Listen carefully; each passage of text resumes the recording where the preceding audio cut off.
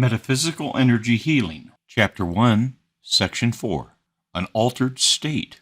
Quote, as the practical value of altering consciousness becomes recognized, procedures to effect these alterations will become increasingly ordinary and unremarkable. The whole concept of changing states of consciousness will cease to have a threatening or exotic aspect. Unquote. Michael Crichton, Travels.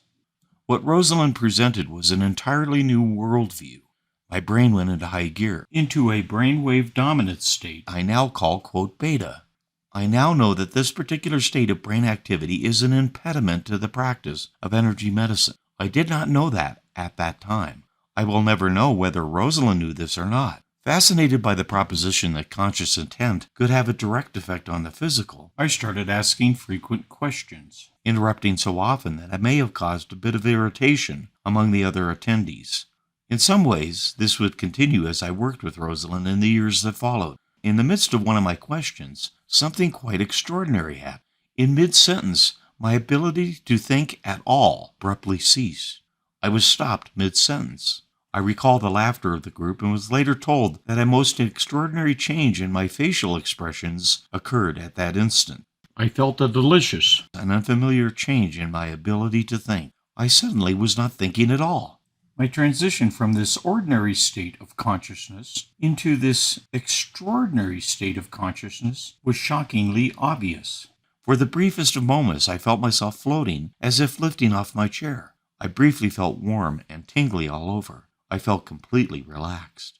Rosalind had done me an enormous favor. From across the room at a distance of perhaps 20 feet, she changed my energy field, and I entered into a state that I now call beyond delta. Of course, at that time, I had no idea what was happening. My early introduction to using one human energy field to alter the conscious state of another human energy field would change everything. Rosalind had used her energy field to induce what is known as the relaxation response in me. In an instant, at a distance, Rosalind somehow altered the way that my brain functioned. It would take years for me to understand. Almost as quickly as it occurred, I returned to my normal state of consciousness. I found myself back in my ordinary state of consciousness, surprised and amazed. What in the world had just happened? Later, when I had a chance to review the sensations I felt, I realized that I had experienced this state many times before, with deep meditation and prayer. During my childhood, due to profound psychological stress, I had hundreds of dissociative, out-of-body experiences.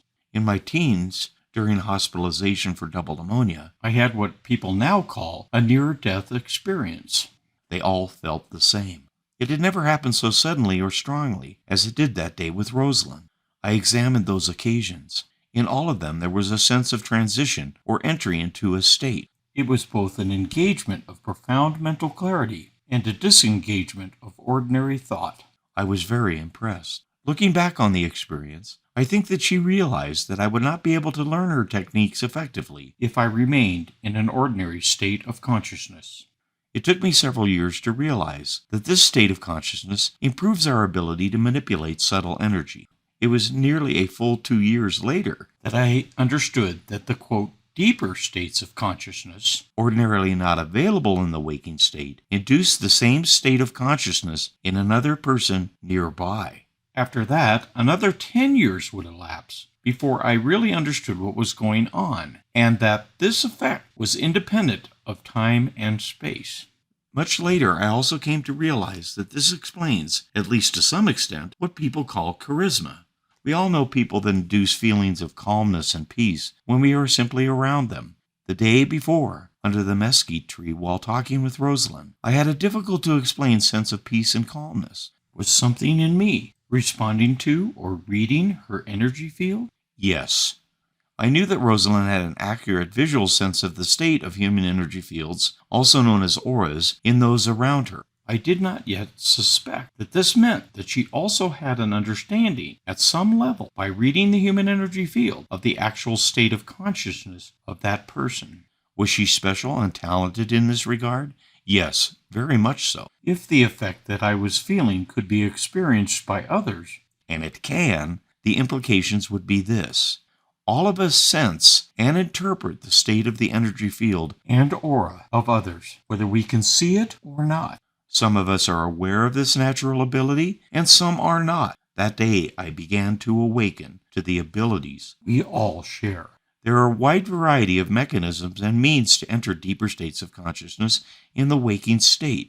The hallmark of the human race is the ability to invent such tools. Something in our minds, souls, and bodies literally crave these deeper states where this information about other human energy fields is available. I myself have been known to deliberately alter my neurotransmitter concentrations to achieve altered states of consciousness by partially oxidizing marijuana plant material and inhaling the partially vaporized alkaloid contents into my alveolar spaces. Ah, the good old days. Unlike some politicians, I was smart enough to inhale. Unfortunately, this particular consciousness-altering technology carries with it the side effect of uncontrolled laughter and compulsive cookie consumption. Recently, I have come to prefer a different method that allows me to actually remember what I was laughing about. I will show you how to enter deep states of consciousness in the waking state by the manipulation of the subtle energy known as chi. The nice thing is that it does not require a pipe or the harvesting of any vegetable material whatsoever.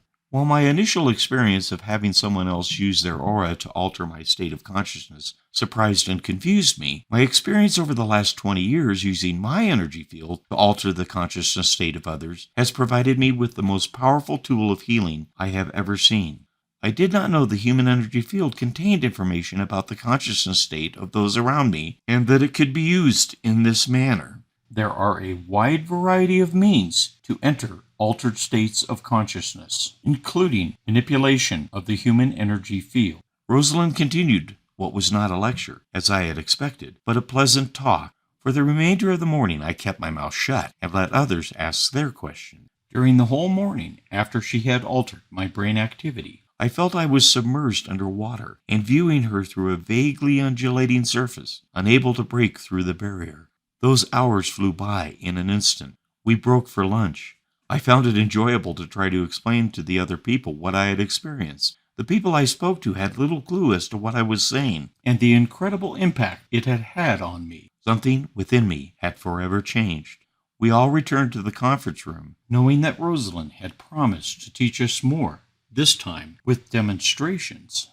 After a short talk where she fielded questions, she asked for volunteers. I jumped out of my seat to be the first.